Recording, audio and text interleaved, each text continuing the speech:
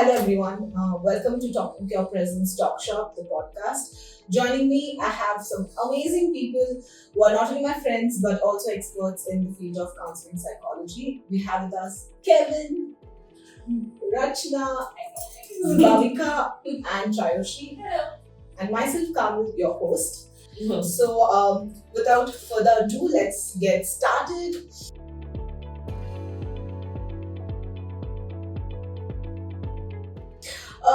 So the reason I'll tell you guys like why I chose this topic. Okay, so I just I felt like like many people are struggling in relationship in terms of setting unrealistic expectations, and that is kind of the relationship starts suffering. Like initially you don't realize, sometimes you don't even realize that it's realistic or unrealistic, but eventually once you realize the relationship starts suffering, that's when that okay, these are like unrealistic expectations.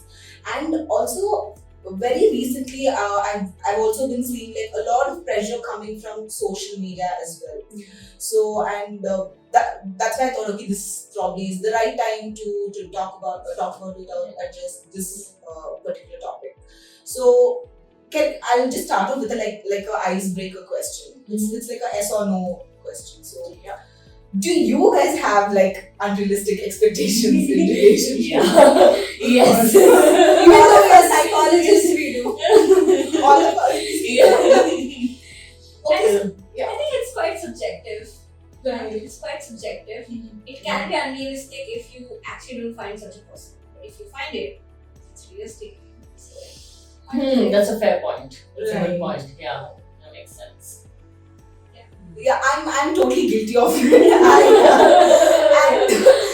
And this is something that I was once very very unapologetic about it, but now like I felt like I'm the one suffering. Like it's yeah, like and Right. it's not just you placing that responsibility on someone else, but you are also like Holding it against them. yeah, and also like giving the power, like giving your power. You're just like placing your happiness on like someone else, and not many people can hold or take that responsibility for a very long time. And that's when you start like self doubts, and you start questioning the relationship and all of that. So now I've realized that okay, it's really not healthy for for my own mental health. Forget Right. the relationship or the person. It's not good for me as well. So yeah, so that's the realization like now. And we do have few questions from people. And Great questions, by the way. Love them. Yeah, Yeah. really low soon. And so we will not be like very directly answering the questions or saying like is it's right, wrong, or we will not be We'll be advising. exploring different narratives. Exactly. So we will just Yeah. share our take on each question. So are we good to start? Yeah. Let's go. Okay, so the first question is, my partner isn't as emotionally expressive and available as I would like him to be. Is that a deal breaker or just my own unrealistic expectation? But these are two different things, right? Being emotionally unavailable and not expressive, these are two different things. What are we looking at here? Right. Yes. So we can like address the first half.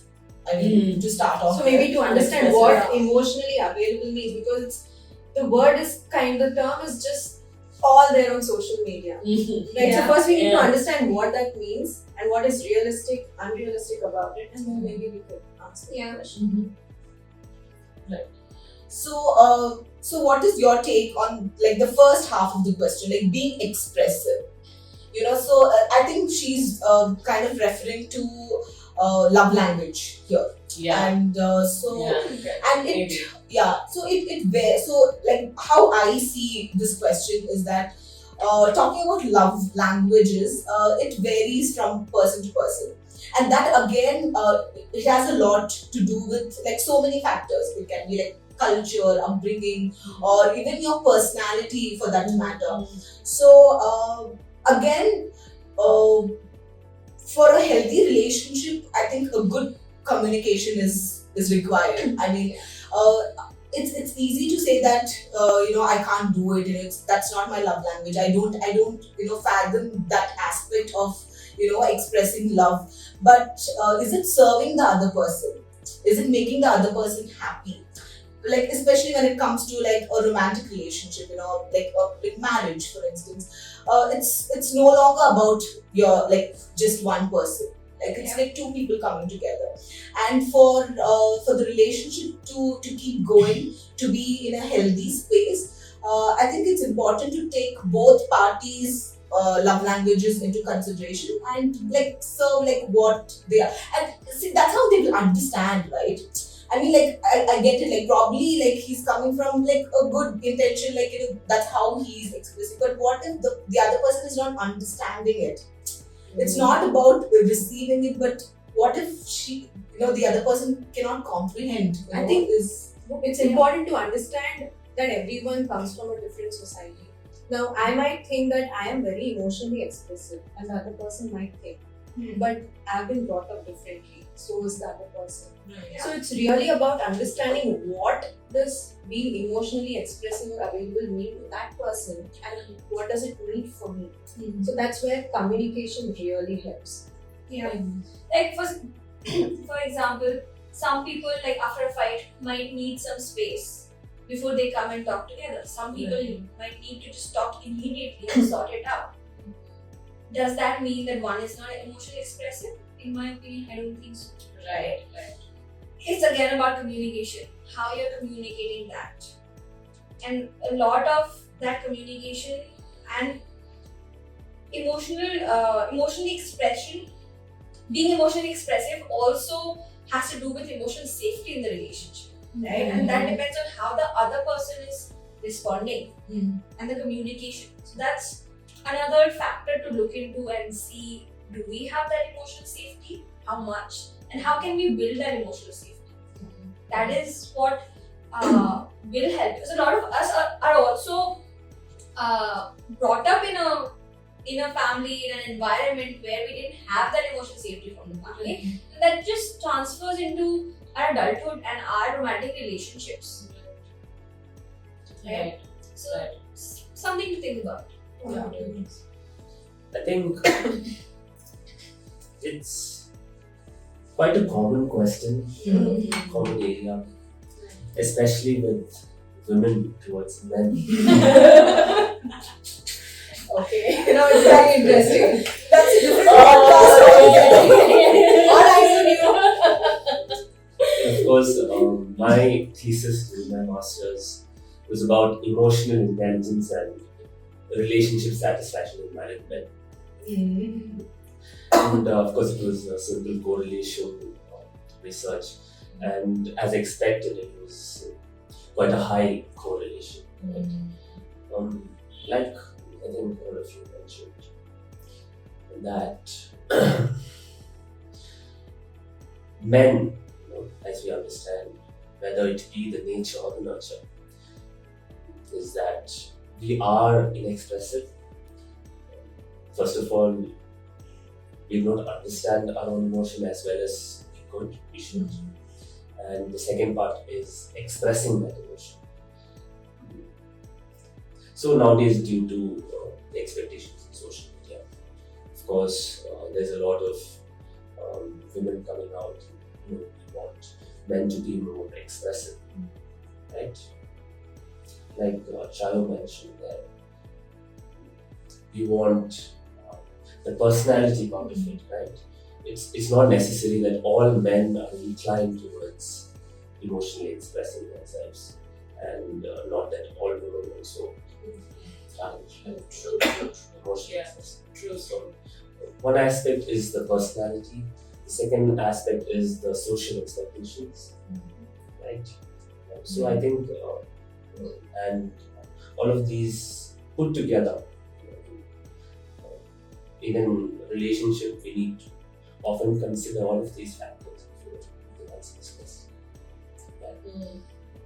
Simple words, people, that emotionally unexpressiveness is okay, right? Not everybody is at your, on the same tangent.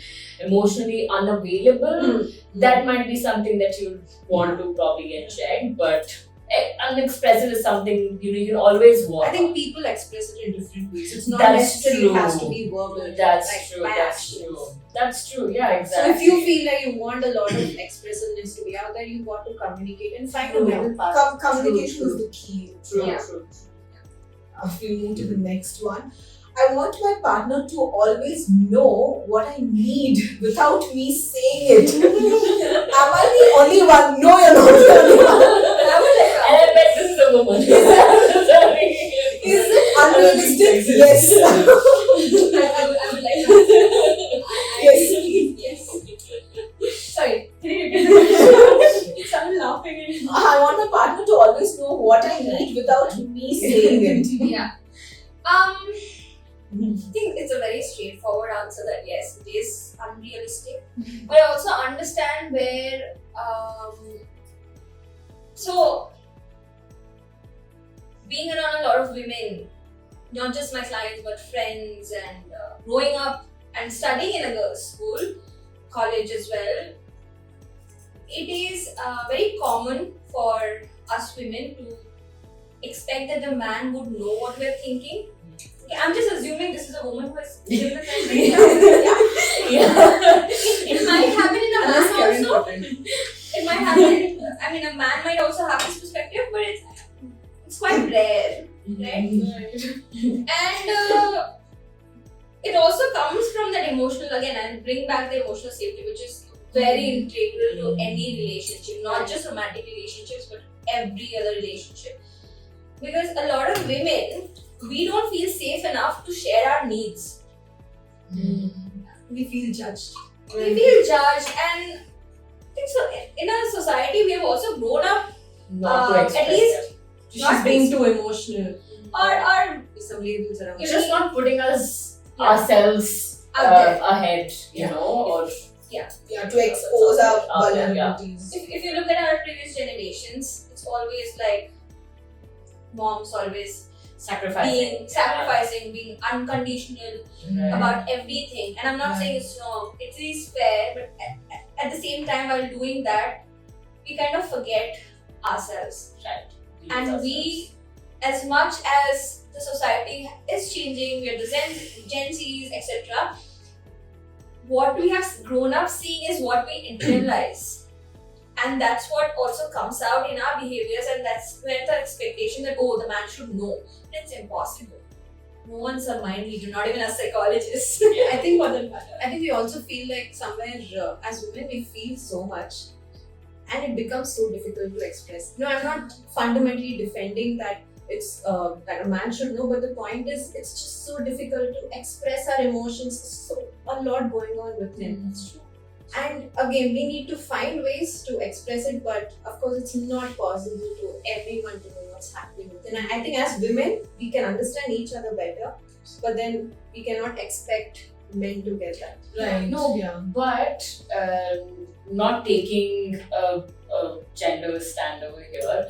In general, right? Imagine you have a partner. Suppose they're having a bad day, right? And you want to do something that would make them feel better, but you have no clue what would make them feel better, right? What if your partner, irrespective of their gender, comes and tells you, hey, you know what, a little cuddle, probably a chocolate would be great, right? Yeah. There you go. There is your answer. Now, once or twice you tell them, like you ask them, they tell you. Probably the third time you know, and you have your answer there, and probably you do more than that the next time. So that's how you learn. That's how you communicate. As long as they're Yeah. flexible to learn and understand. Yeah. Once we Communicate. show, once we communicate. Yeah. While I was listening to you, I also realized that this is also very, very this behavior, this way of thinking is also very relevant in homosexual relationships as well. Even all kind of queer relationships is very, very valid. Absolutely. During my degree and after graduation, I had a lot of lesbian couples who I was counseling. So there, what I did, right, was that I gave them worksheets separately of needs, right? What were their needs that they want in the relationship separately, and what were their expectation of their needs, and what the expectation of what the other person's need is, right? And then we put the couples together, and then they speak it out, right? And then it's like a eye opener, like a bulb, like oh, Yeah. That's actually very That's good. so I think we should do it. And also another thing is that all of us have different needs. No matter if you are siblings, no matter which family you come from, be it twins, be it different siblings with age gaps, be it partners, same society, same culture, different countries, different culture, etc. All of us have different needs. That's something we need to remember. Because that needs to be communicated, and that can only be communicated when you sit and notice, okay, what are my needs and what are negotiables and non-negotiables. I think she hit the What is spot realistic that and she not spot. I think that self-awareness is very important. Sometimes you don't even know what you want, right? And then how will you communicate it to? And I think it the just other gets person? triggered in a situation. Exactly. And then even you are also clueless as to how to handle your own self. Yeah. So yeah, so here the key is being self-aware. Yeah. Know your needs first. Yeah. And communication. And how much is realistic and how much is not. Exactly. What is non-negotiable and what is negotiable? Yeah. So then that doesn't become like unrealistic. You know, if it's like non-negotiable. Like for example, if my glass is empty now, I need water. I drink a lot of water, so I need a full glass of water. But there's only half of this water here, and that's how much Kamil can pour into my glass. Exactly. Right? That's also something that we need to be aware of. How much our Herself. partner Yeah. can put in. And she also needs to keep some for herself, I so know. she can't pour the whole thing. You can't pour from an empty cup. Yeah. Alright. So moving on to our next question. So Kevin looks like you will be the better person to answer this. I'm married to my long-term girlfriend. We are so in love. The first few years seemed very No, exciting. but let's give the people some context. He's the only one who's Who's married married, amongst exactly. us. So that's why directly towards him. Any marriage related question? We're going to start from there. So make sure next time you guys ask more questions. But also, that doesn't mean that we can't answer it because Yes. of course. But we'll start from Yes. Alright. I'll start the question again. I'm married to my long-term girlfriend. We are so in love. The first few years seemed very exciting, but now it feels routine. This was my worst nightmare. Is it normal or am I expecting too much? Great question. Okay, all eyes on me. Huh? Very, very heavy. We just started, man. It's not yet long. That's okay. She gets to Yeah, answer. of course. My marriage life just started, and I'm still within the first 1 year of my marriage, which is Honeymoon. called, of course, the honeymoon Honeymoon phase phase. of the marriage. When things go well, we have a lot of hormonal releases in the body. We feel butterflies in the stomach and things like that. Of course, but I also understand that there is not an expiry date, rather it's a phase that will wean off soon. And further to which, of course, things change, right? And we understand that the relationship needs to evolve. It moves from the good feeling towards a commitment. Exactly. Right? Yes.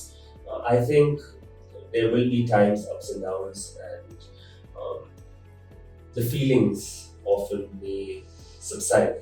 Right. Of course, and I think there is we have to spice things up once in a while, understanding what common interests, and doing things that can Love languages. of course, yes, to reframe the past.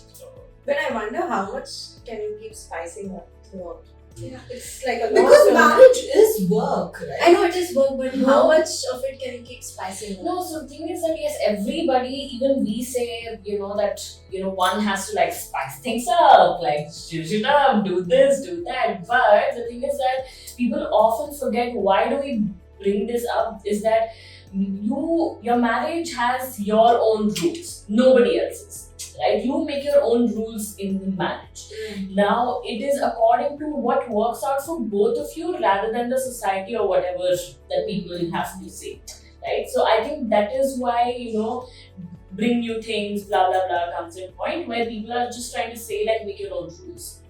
Yeah. See what works out for you. So anything that we do for a very long time, even if it was single person, individual living their life, but in a routine manner, it is going to get monotonous. But I can't pronounce it. there's something very interesting that came out from my marriage. Initial phase of our marriage,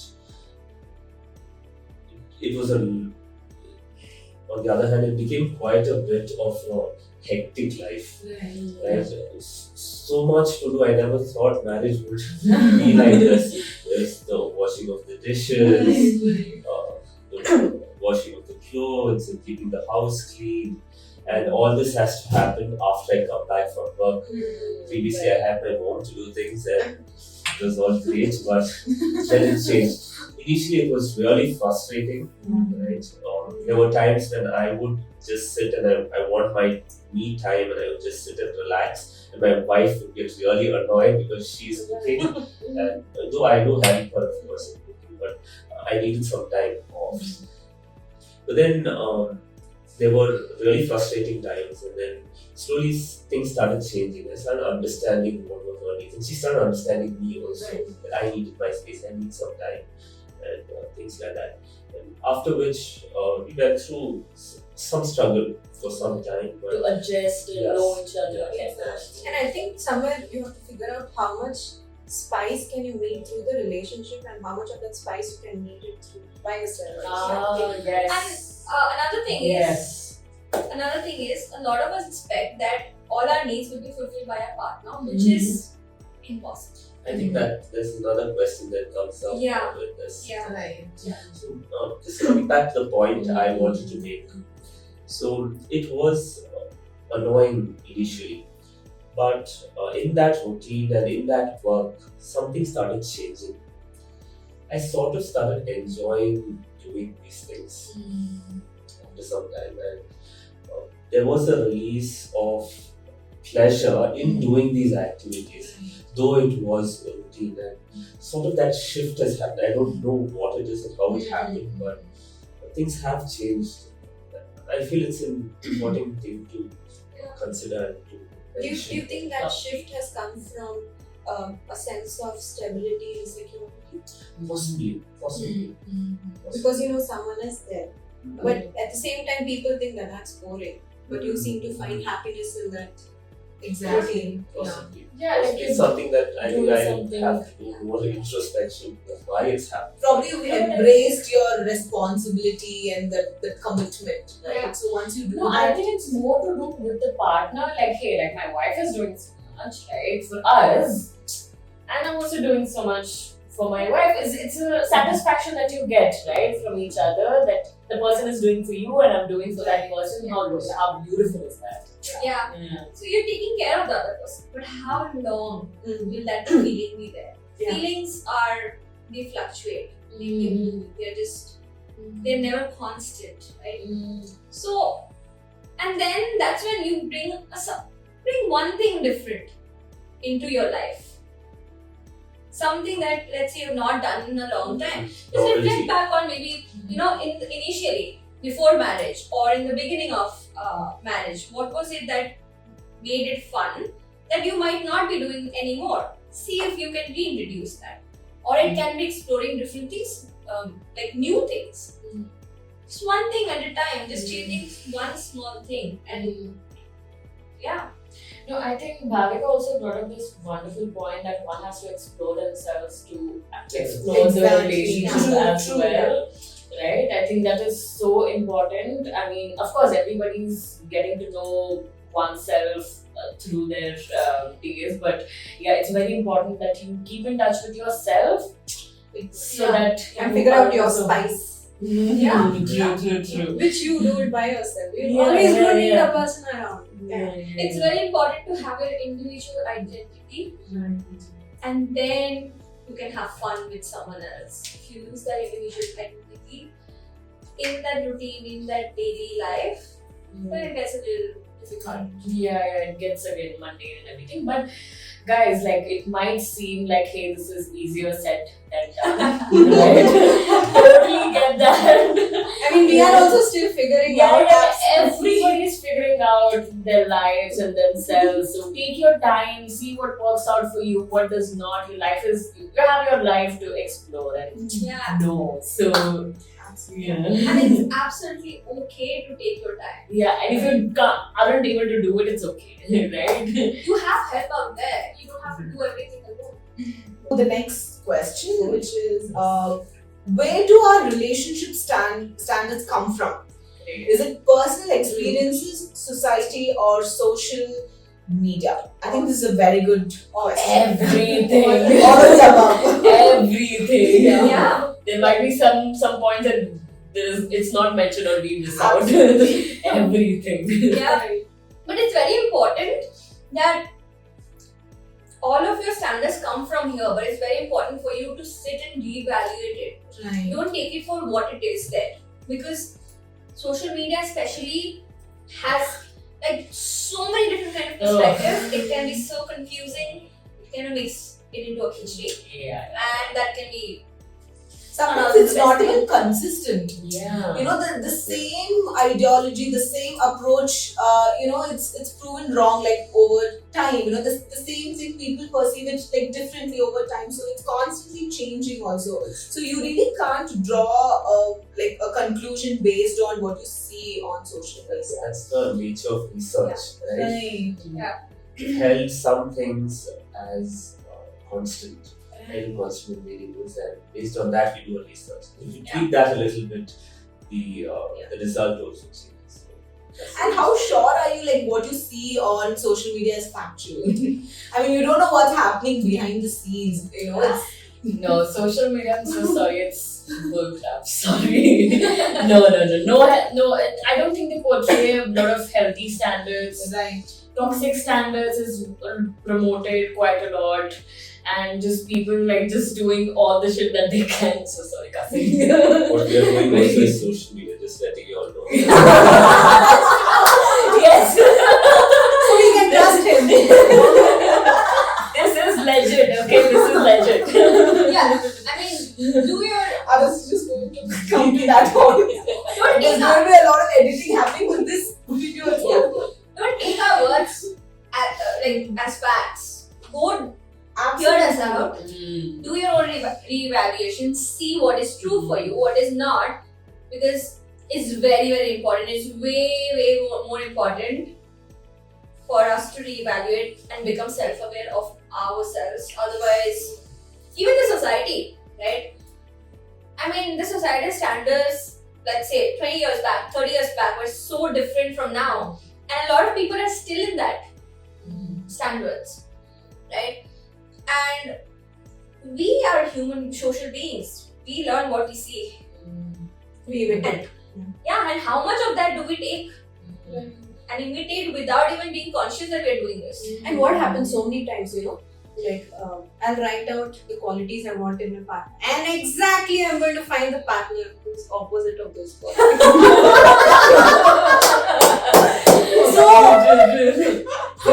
that just clearly shows how much I need to work upon. And the interesting fact is that if I'm looking for someone who's possessing those qualities, whatever I've seen in my childhood and stuff, the next question I should ask is, why am I attracted to these qualities as opposed to that person is toxic? Right. I think No, please, you go ahead. I think there are two ways to look at a relationship. One is you have to find the perfect person and find the perfect relationship. Right? That's the first perspective. The second perspective, I'm going to make this relationship work. Yeah, but the first one is Very utopian. It's, I don't know. unrealistic. That's unrealistic. I don't believe in that for some reason. That perfect does not exist. Or perfect, No, perfect sorry, my exists. bad. I made a mistake there. Perfect doesn't exist, but I don't believe that the kind of partner we want, we won't find it. Again, that comes to the needs. What do we want in a partner? What are non-negotiables? What are negotiables? We have to look for a partner who has those non-negotiables. Another thing to remember is a lot of us, our relationship standards are very much based on our parents' relationship. A lot. Way too much. So when you're finding a partner, you will know exactly what's. Yeah. Yeah. Or what you want, don't want. Exactly. And you'll be attracted to such person, at least initially, before the work starts. Whatever.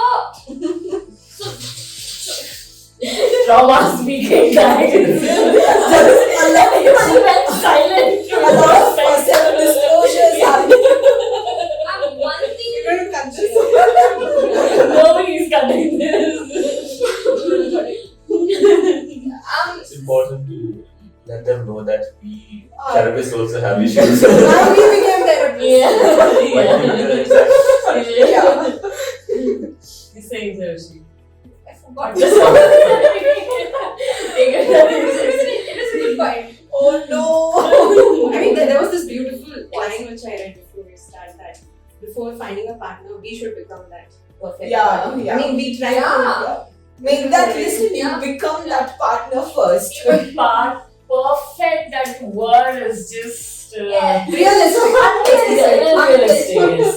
So I like, for example, very vague example, like hypothetical example. Okay, we want a partner who works out consistently, but I am not working out consistently. Then how is that fair and how is that possible? How will I find that partner?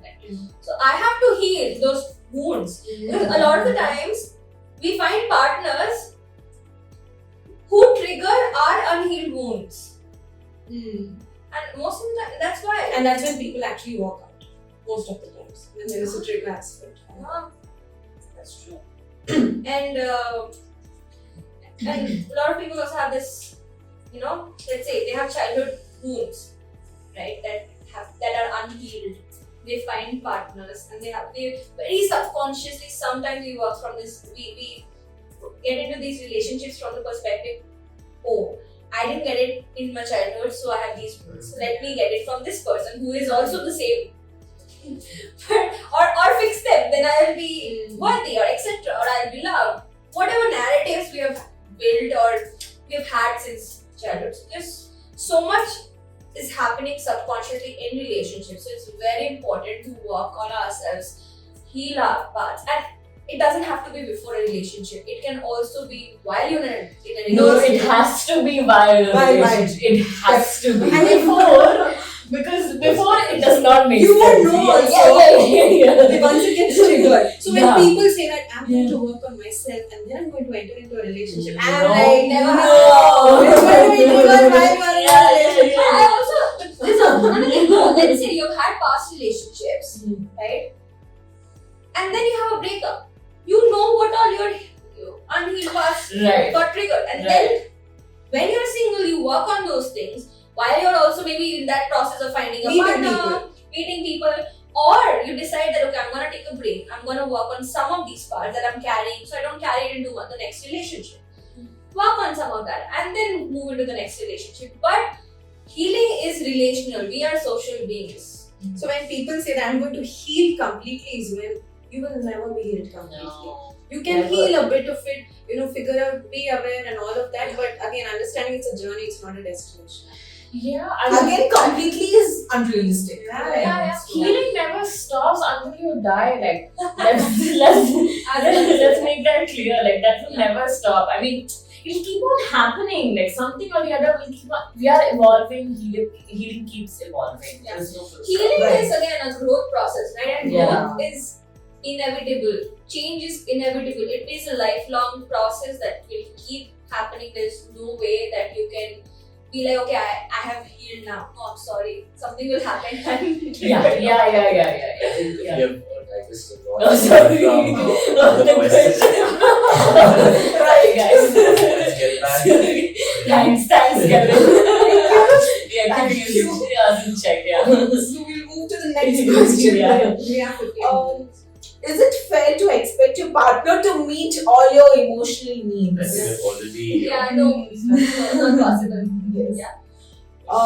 Yes. Can I give a little context? Yeah, sure. Yeah. So it's not possible for your partner to meet all your needs is because they also have so much. And very recently, one of my previous supervisors, she had posted something on Instagram which I remember. First, you for you and me for me. Only then, you for me and me for you, and finally us. That's Second time I got it. Yeah. Now he's thinking about his experience. yeah. Thank you, Ravati. That's a very deep thought that you have posted. Thanks, girl. He's hoping a partner will fix your traumas or issues and unrealistic expectation. No, you Fixing it through the relationship by yourself together is realistic. But you haven't fixed yourself. How can another person come and fix And you can never be. Can we ever be fixed? Is my next question. Yeah, everybody's cuckoo. Cuckoo bananas. If someone's sitting with this belief that I need to be fixed, that means the belief is I am broken. And if your house, Oh, how sad yeah, is yeah, that's true. That's Oh, the yeah. context. Yeah. I think there is a gentle tendency for people to look for a savior. Yes, And, yes. It comes from the what- society, Love. religion. No, especially when you think that you are not equipped enough to help yourself. You're not capable enough to help your own self.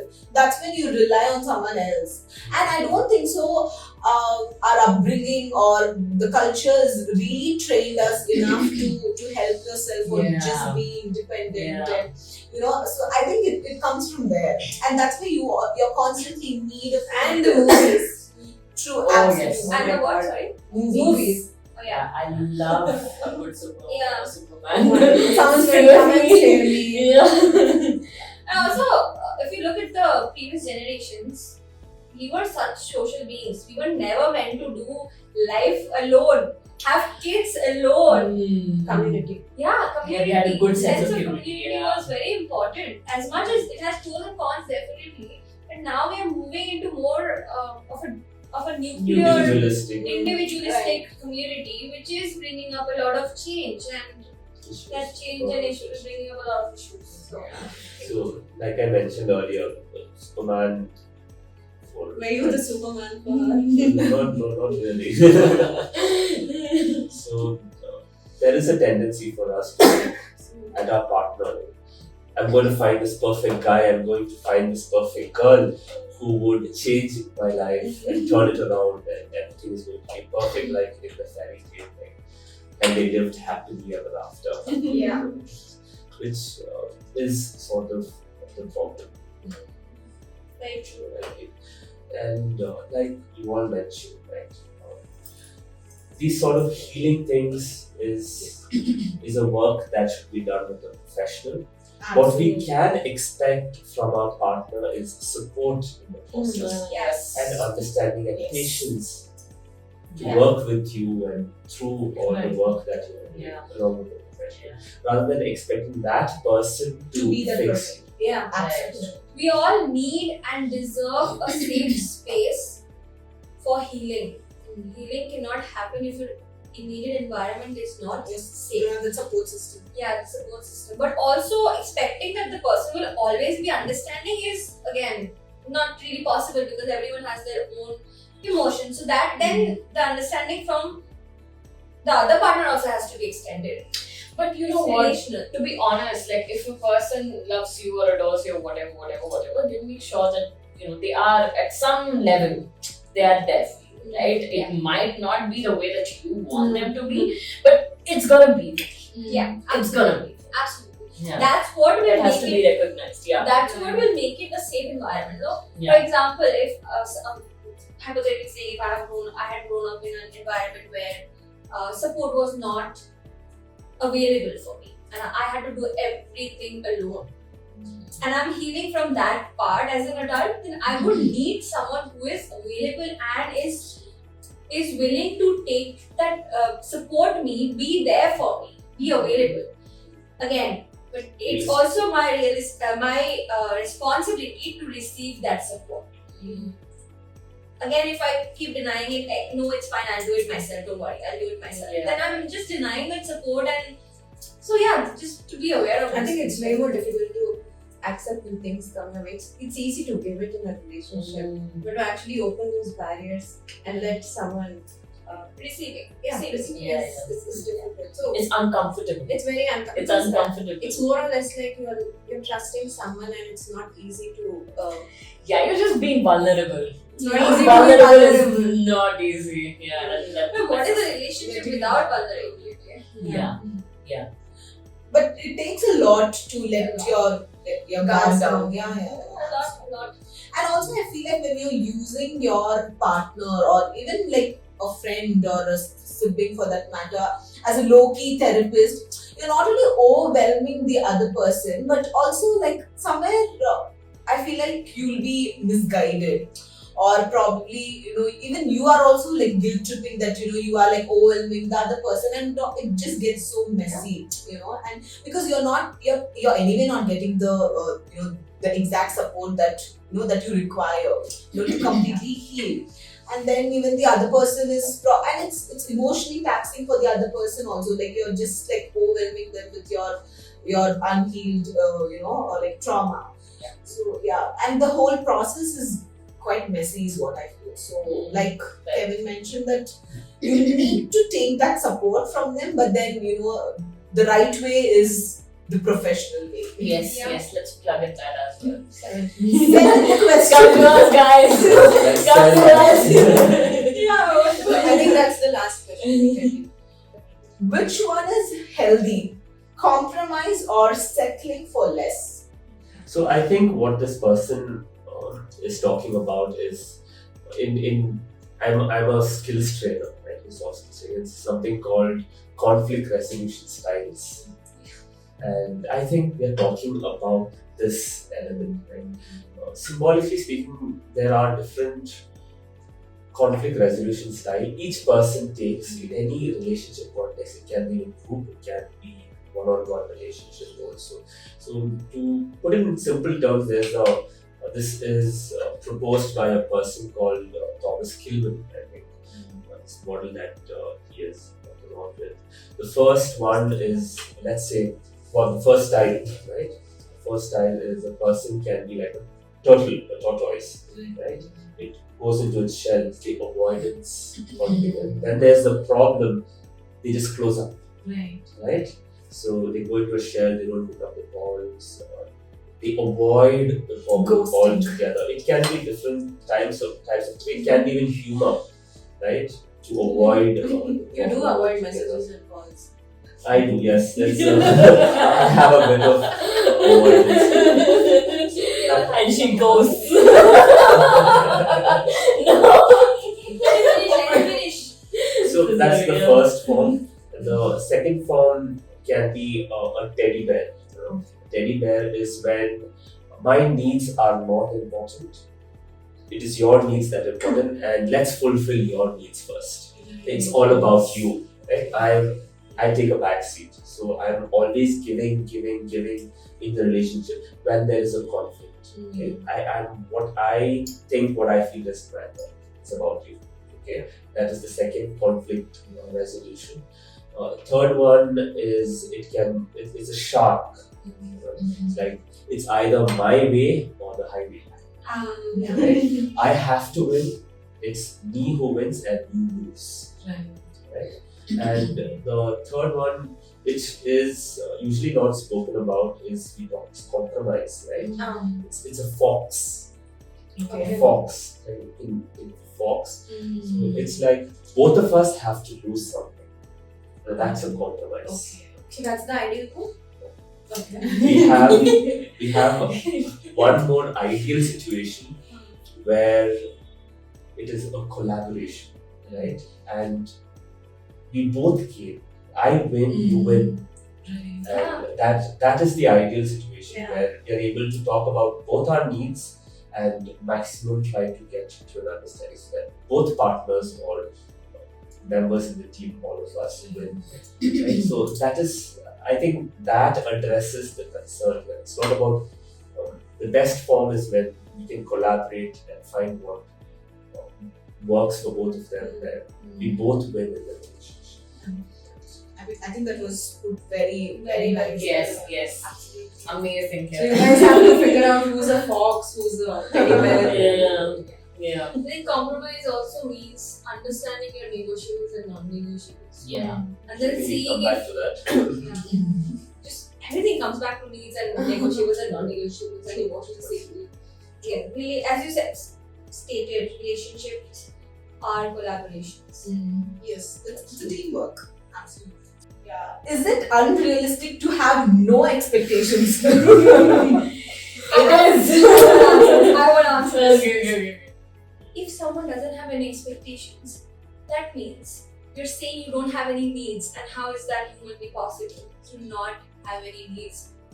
It's possible that you have not reflected on your needs, or you have just grown up, or you have just been in an environment where you have been told your needs are not important, or your needs don't matter, or you shouldn't have needs, or all of these beliefs, and it's just living with those beliefs and being in a relationship with those beliefs. It's going to be. It sounds so heartbreaking to me, honestly. No, but guys, remember this. Every relationship has expectation. Take a parent and child relationship, take a sibling relationship, take a boss and employee relationship. Everybody has expectations. So when you say I don't have any expectations, do you? But I don't think so. Those expectations are unrealistic. It's only in a romantic relationship we have like unrealistic expectations, because I feel like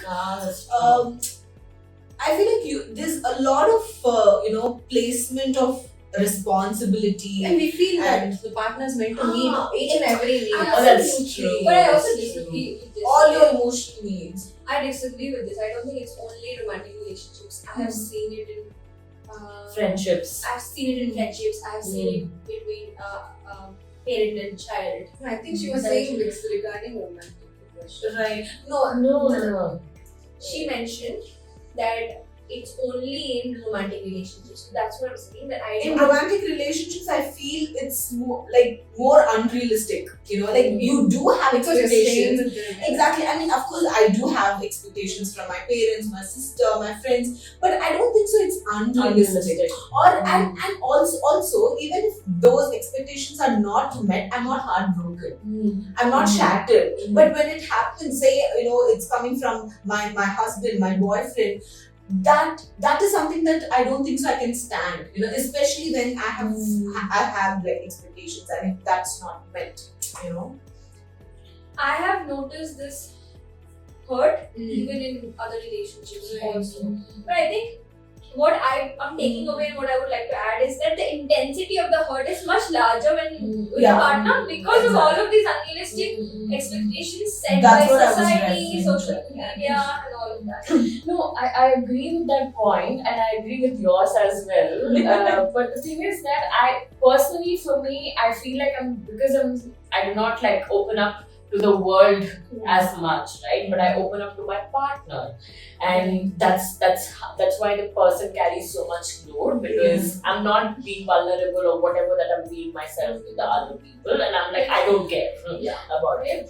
But with the partner, I'm like, no, I'm like, whatever, I'm myself, I'm vulnerable, and that's where all of that pressure comes from. I think if people can relate to that, Also, it's not you're not really like, it's not a blood relative, right? I mean, your partner. With parents, with siblings, I mean, there is this sense of comfort where, I mean, we have to take care of each other. It's like a given. It's a duty. I get overwhelmed when people say marriage and being in a relationship is hard work.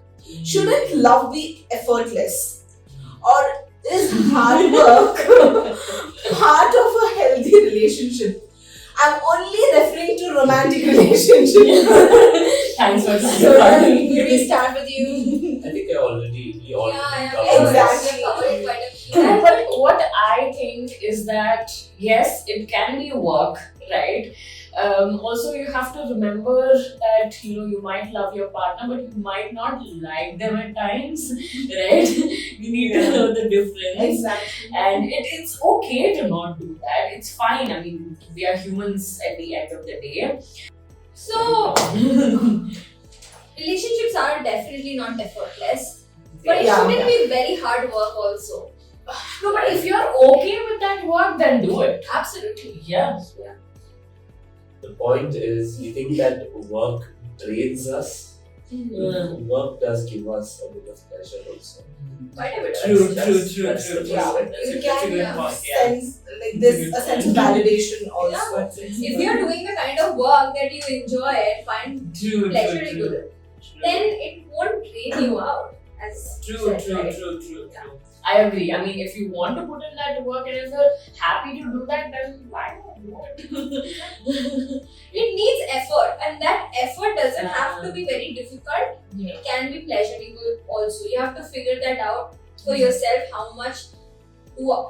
How full is my jar that I can put this much from there?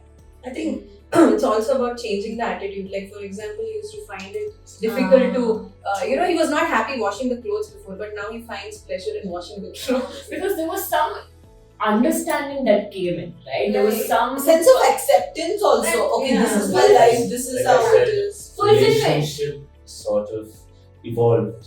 Right. The partner understood him and he understood his partner, so that's where it kind of And changed every things. relationship is work for that matter. Okay, Yeah, it's yeah, not yeah. just confined to like Yeah, romantic yeah. relationship. Like Yeah. even with friends also. I need to Yeah. keep picking a call to listen to her for 1 hour. It's all work. But also, Yeah. hard work is not synonymous to fixing someone. Yeah. Which a lot of elders say that it takes hard work, it takes compromise, it's okay. You can do it. But no, if you're settling for less than what you would want, then that's not happy, not helpful. Because at some point in the future, it's gonna come back and bite you.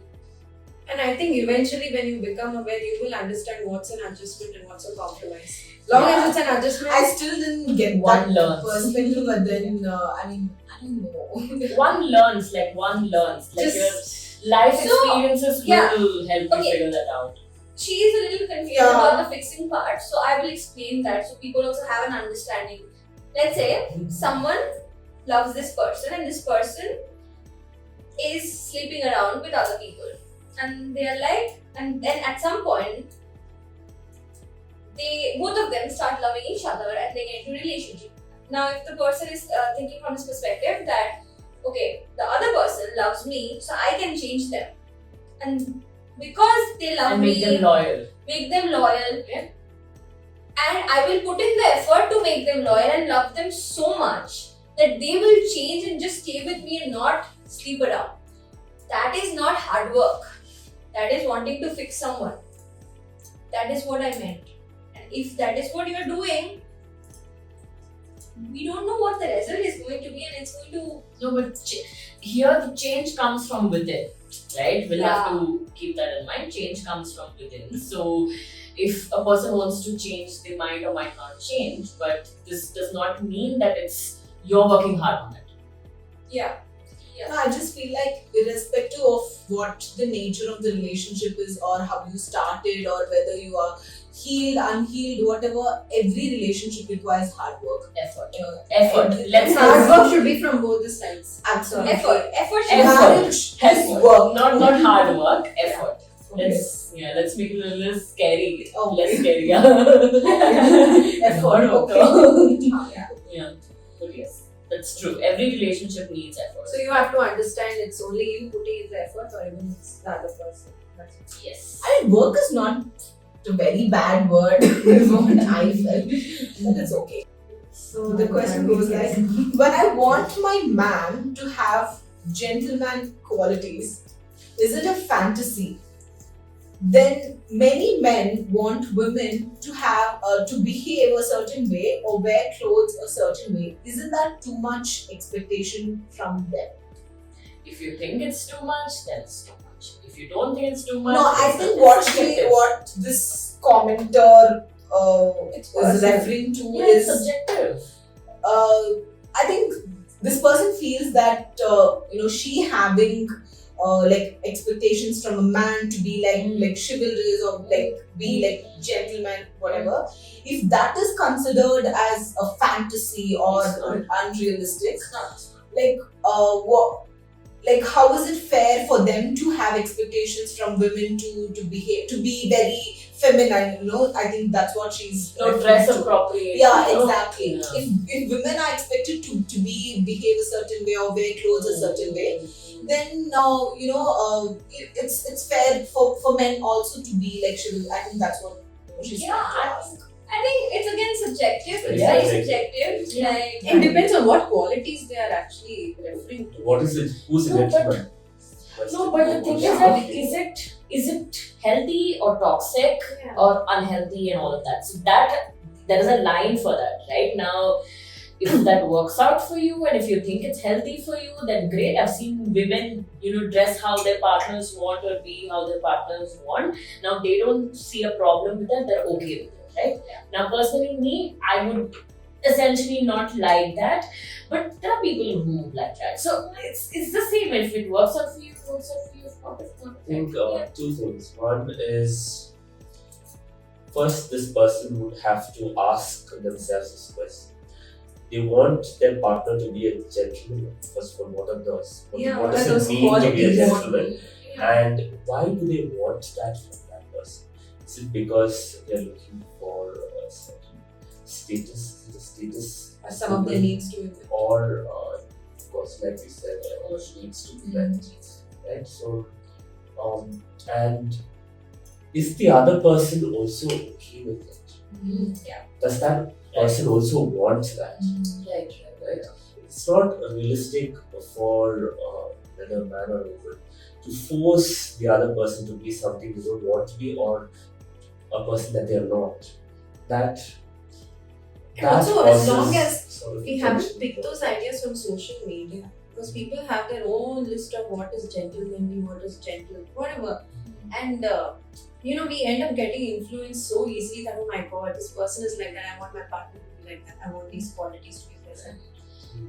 I think it's also okay to pick it up from social media. Given again, you think for yourself and see this is what I want, because a lot of the times we might not even have this idea that this kind of a person is real, right? And if The you have- context behind it, we don't know. yeah, That's yeah. what. It's okay. But if you see that, okay, there's a person who is being a certain kind, and then you're like, okay, this is something I would like.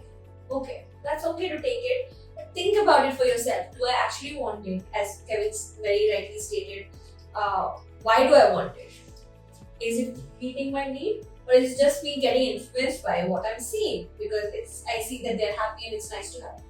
These things we have to unpack on. And a lot of the times, as we are even talking, these are things that we do with our clients in long-term therapy.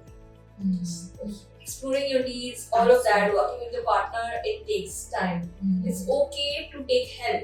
And help doesn't always have to be from a therapist. It can be unpacking with a friend who is able to be neutral, just talking to them, just asking the right questions.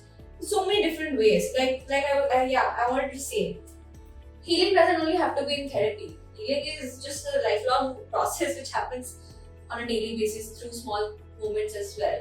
Similarly, there are so many different ways of doing these things. So the reason why the reason why I mentioned that point that we picked up things from the social media is because at one point I remember that I want a partner who is silent and is nice and true. The point is, what else does he? The point is, when I actually had someone like that, I understood there are so many things that are coming along with it. That person is not being available for me. You're not listening to me. So I'm saying this, when you actually face it, you know that Exactly. Everything comes with pros and cons. so you have to really dig through and understand that. If it's working for you, Yeah, or not. Exactly. Yeah. Just don't look at the superficial aspect that this is what I Absolutely. want, but you really need to go. I also feel it's a very stereotypical way of seeing men to be like, behave very chivalrous and women to be very like dainty and Feminine. feminine. I mean, it's a it depends on the personality. And Yeah. what if a man wants to be extremely emotional and he's someone who cries and all of that? It's, if he's so in touch with his emotions, that's absolutely fine. And even for a woman to not be at home and just go out, work, earn, and contribute financially, that's again her choice. Yeah, until and unless it's not unhealthy and toxic. Yeah. As long as it's your choice, it's your personal choice. Yes. So if you Yeah, choose yeah, to live yeah. with those qualities of a partner is silent, then you should choose to live with other qualities also. That comes with it. Yeah, so I think this question also asked in a very general, generally speaking. But this is so subjective that there is no Yeah. general answer. You cannot Yeah. put people in a box because it's just so damn subjective and Yeah. depends on your choice and your comfort, your needs, Yeah. your values, beliefs, etc. etc. Nothing is right or wrong until and unless it's unhealthy or toxic. That's what it is. And what is also unhealthy and toxic for you is also can be subjective to an extent. No, but To an to an extent. extent. But yet, again, toxic is toxic. You just know it. I know, You just know it. And I'm sure we all have something that is toxic. We all have someone. Everyone. All of us. None of we are perfect. That's why I said it's subjective. Yeah. For someone, having these two qualities can know that person is toxic. For someone, it's fine. They have these 90 things that's good. No, it's fine. Understanding our needs first and communicating those needs to the other person and also checking if the other person is okay with it and then moving forward with it. That's how it is a collaboration. Yes. Like, That's a very easy way also. I'll add something extra which is not here. Boundaries in a relationship has to be communicated and built together. Like I might have some boundaries, she might have some boundaries, and if we are in a relationship, we both need to communicate those boundaries and come to a middle ground that these are our boundaries. So I think that brings us to the end of the pod. I'm really not sure if we answered or if all the if it was questions. And for further clarifications, please feel to reach out. Yes. The whole idea is to create a space where you can talk about it. I mean, you can't derive all the solution, you can't have all the answers, but as long as you are comfortable enough to talk about it and you have a space to discuss things, that should be fine. And the whole point of this podcast is to have that space. A little Just costly that. space, but it's okay. So another thing that I want to add is that all of you might not have received what you wanted to hear Yeah. because again, There's no it right is or hard. wrong There's no answer. right or Yeah. wrong. It's just something to think about. Take it, Yeah. think, reflect on it by yourself. Just our perspectives, that's all. Yeah. We are also human beings with our own perspective, our own experiences, and that's where also we're coming from, and expertise as well of working with other people. So at the same time, we also have our own shortcuts. So one more thing that I wanted to mention here is that when you actually start becoming aware about yourself is when we also end up blaming ourselves. Like, oh my god, this is what I did, I should not have done this. So it comes when you're growing, you end up becoming self-aware. But the second you bring the idea of judgment into picture is when your growth will stop. So try to not consider yourself to be perfect. Try to understand it's a growth, it's a journey, and I will make mistakes. And as long as I learn from it, I'm going to grow. But don't bring this idea of judgment into picture. It's just going to mess your head. Actually, Kevin's wife is calling me. Catherine is calling me. So if I don't send him now, she will not send him again for another episode. So Okay, so get up. yeah. So thank you so much. Yeah. Thank you so Thanks, much. guys. Thanks for watching this, tuning in. And thank you so much for giving us this Oh, opportunity. yes. And also questions. Exactly, we Yeah. love the questions. Yeah. Okay. And And thank you, fun. Kevin, for taking time on the I will also one minute, Travishan. I will also Guys, be it's too much of noise. One person has to speak at a time. I will also be putting their Instagram handles or their names on the screen so that you can reach out in case you want an elaborate conversation. You can do that. A therapy session, Exactly. We're open online as well. Okay, bye. See you. Bye.